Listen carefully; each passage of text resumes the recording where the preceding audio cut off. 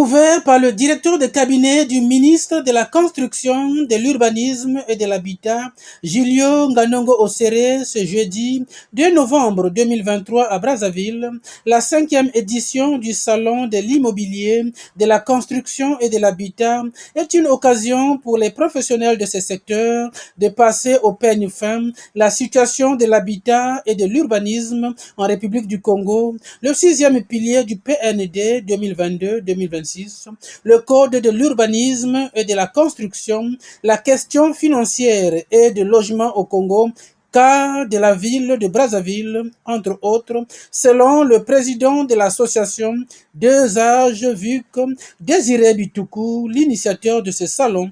Nous voulons traduire au cours des échanges que nous souhaitons interactifs notre ferme ambition d'accompagner le gouvernement de la République dans la vulgarisation de l'immobilier en tant que 6e pilier du PND, mais également dans la transformation de nos villes en villes durables, propres, respectueuses de l'environnement, favorisant les constructions bioclimatiques. Plus d'un foyer sur deux dans les pays de la CEMAC n'a pas accès à un logement décent, malgré l'intervention de l'État, selon les études de la Banque mondiale menées en 2020. C'est la raison de la promotion immobilière impulsée par le gouvernement de la République du Congo, qui pour ce faire a sollicité le concours à la fois du secteur privé et du secteur public, à en croire le directeur de cabinet du ministre de la Construction, de l'Urbanisme et de l'Habitat. C'est d'ailleurs dans cette préoccupation de soutenir le secteur de l'immobilier que la loi numéro 77-2022 du 27 décembre 2022 portant loi des finances pour l'année 2023 a réactivé le Fonds national de l'habitat qui aura entre autres pour finalité de concourir au financement des logements, des programmes ou projets immobiliers à la construction de l'habitat social et économique, y compris le financement des travaux des voiries et réseaux hors site, de garantir l'accès aux crédits immobiliers des ménages à faible revenu et éventuellement des promoteurs immobiliers agréés pour préfinancer la construction des logements sociaux dans le cas des programmes ou projets immobiliers.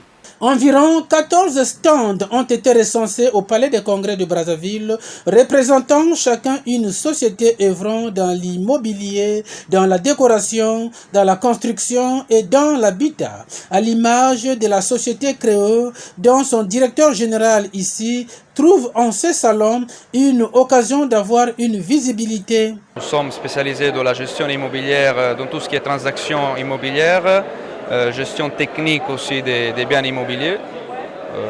Nous avons aujourd'hui la gestion du lotissement de Chikobo. Nous avons aussi la gestion technique du nouveau siège de port autonome à Pont-Noir. Et aussi, on a aussi des gestions de maisons comme des villas justement et des immeubles aussi. Nous sommes une société jeune. Nous sommes dans le marché du Congo, ça fait aujourd'hui 3 ans.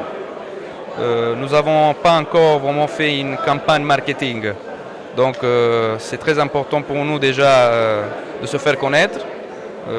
On n'est pas encore présent sur Brazzaville. Donc aussi ce événement ça a été important pour nous. C'est aussi parce que justement avec la vision de venir ici à Brazzaville, il n'y avait pas meilleur événement à laquelle participer.